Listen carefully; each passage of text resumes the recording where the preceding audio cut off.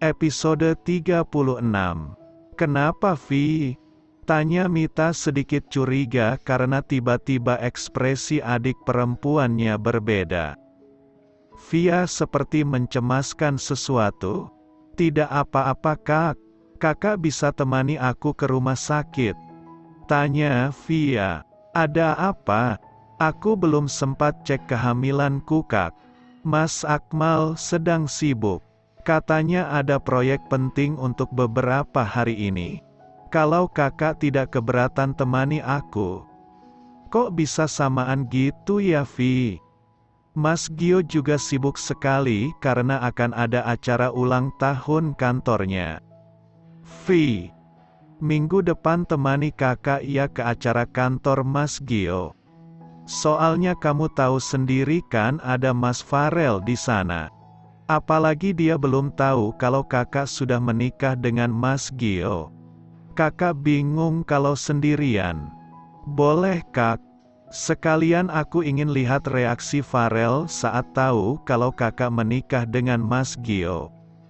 Mungkin saja dia syok berat. Jawab Via terkekeh kecil. Via memang sudah lama tak menyukai Farel sejak dia melihat Farel berselingkuh dengan Jihan. Nggak boleh ngomong gitu, Vi. Bagaimanapun juga dia mantan kakak iparmu dulu. Itu dulu, Kak. Sekarang sudah beda. Aku juga ingin melihat Jihan, Kak. Dia pasti berpikir kalau kakak saat ini tengah bersedih menangisi suaminya itu. Mita menggeleng pelan melihat Via yang sangat bersemangat. Bercerita tentang Farel dan Jihan. Via meninggalkan Mita sejenak untuk mengganti pakaian. Alhamdulillah semuanya baik-baik saja. Bulan depan bisa kemari lagi Bun melihat perkembangannya. Jika ada gejala mual muntah itu biasa untuk ibu hamil di trimester pertama. Jelas sang dokter. Apa ada pantangan, Dok? Tanya Mita. Tidak. Selagi itu membuat ibunya nyaman tidak ada pantangan. Makan saja selagi bundanya berselera.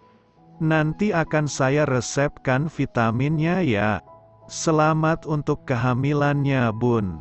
Semoga sehat sampai hari H ya. Terima kasih, Dok, jawab Via tersenyum.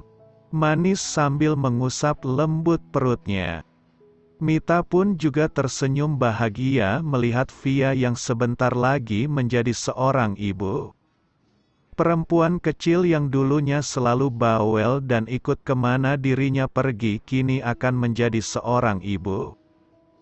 Bruk, tiba-tiba Mita menabrak seseorang saat menuntun Via keluar ruangan. Ibu, panggil Mita pelan. Apa kamu tidak punya mata sampai menabrak sembarang? Ujar ibu Farel sinis. Maaf, Bu. Saya tidak sengaja. Tidak sengaja, katamu. Memangnya tubuhku tidak kelihatan sampai kamu menabraknya. Jangan alasan kamu. Saya tahu kamu masih dendamkan dengan saya karena mengizinkan Farel menikah dengan Jihan. Seharusnya kamu sadar diri, Mit. Kamu itu perempuan mandul jadi tidak mungkin Farel bertahan hidup denganmu. Stop. Ibu tidak ada hak untuk mengatakan kakak saya mandul. Hati-hati kalau bicara, Bu. Jangan sampai ucapan ibu ini membunuh ibu sendiri. Jawab Via emosi menunjuk Mama Farel dengan telunjuknya. Via terlalu geram dengan tingkah mantan mertua kakaknya ini. Dulu dia tak bisa membantah karena masih menghormati kakaknya. Tapi kini Via tak ingin kakaknya ditindas lagi. Vi, jangan emosi. Ingat dengan janinmu. Bisik Mita.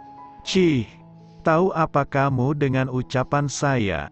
Anak baru kemarin sore saja sudah belagu kamu. Jihan keluar dari ruangan anak dengan menggendong bayinya. Jihan baru selesai imunisasi anaknya melihat sang mertua bertengkar dengan Mita membuatnya sedikit menyunggingkan senyuman. Entah kenapa dia sangat tidak menyukai Mita. Mungkin karena Farel sampai saat ini belum bisa move on dari mantan istrinya ini. "Ma," panggil Jihan mendekat.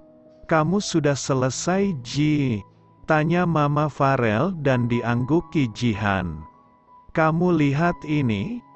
Baru saja menikah mereka sudah memiliki anak. Jika Farel bertahan denganmu hingga saat ini, pasti aku belum bisa menimang cucu." Ketusnya, "Anak hasil zina saja bangga. Ayo Kak, nggak usah diladeni lagi.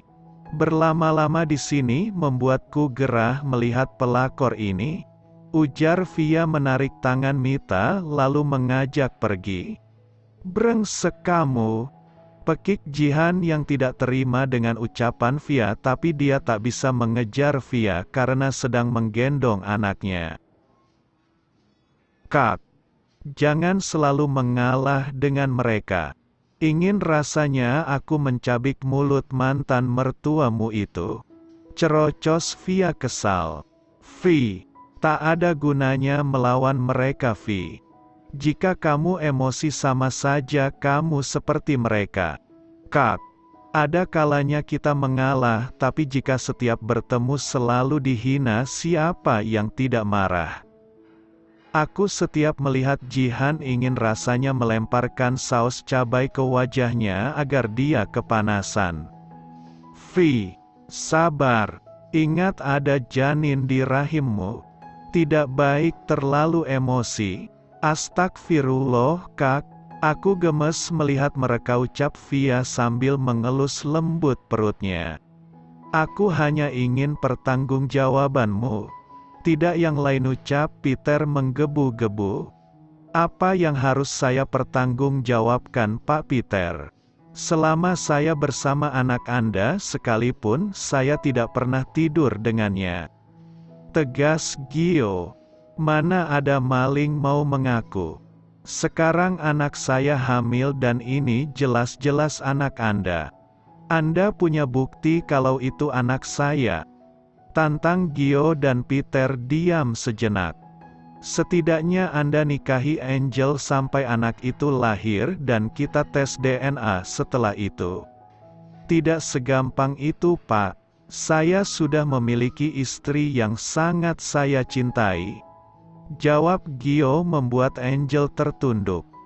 Dia masih sangat mencintai Gio, tapi kenapa Gio malah menikah dengan perempuan lain? "Lalu bagaimana nasib anak saya? Publik dan semuanya tahu kalau kamu kekasih Angel selama ini. Hanya kamu satu-satunya lelaki yang bersama Angel." Gio menarik nafas panjang. Sebenarnya, dia tak ingin menunjukkan ini pada publik karena bagaimanapun juga, Angel memang pernah hadir di hidupnya. Tapi hanya ini yang mampu membungkam mulut Peter agar tak menuntutnya lagi. Gio menghidupkan layar monitor di hadapannya dan menampilkan Angel saat masuk ke dalam kamar hotel, lalu tak berselang lama masuk lelaki lain ke dalam kamar yang Angel masuki. "Stop, jangan memfitnah anak saya kamu. Angel perempuan baik-baik. Apa perlu saya lanjutkan rekaman ini?" Dan melihat adegan berikutnya. Tanggal dan waktunya tertera dengan baik di sana.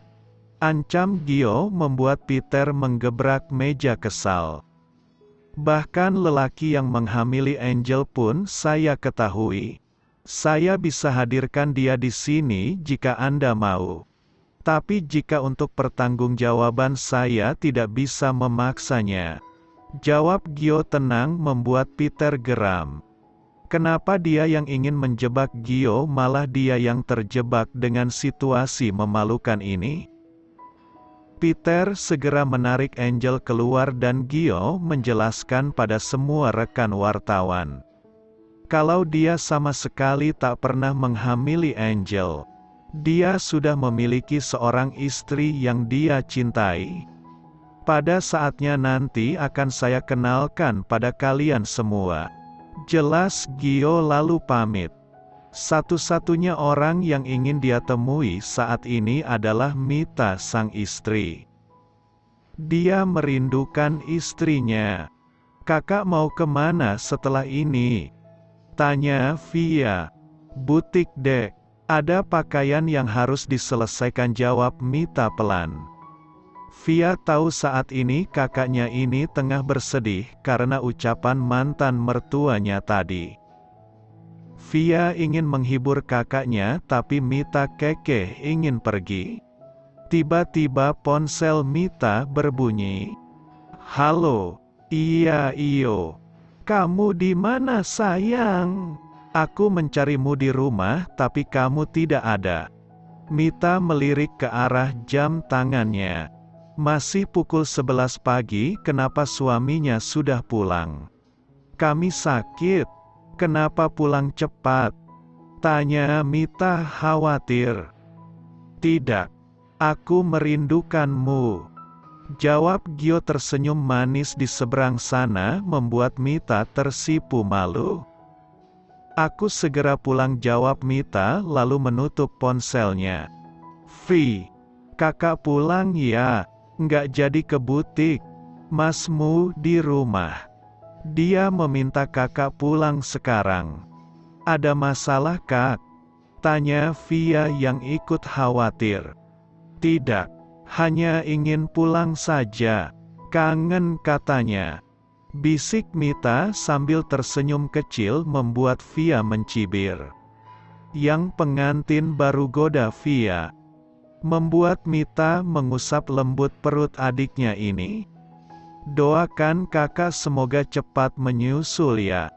Amin.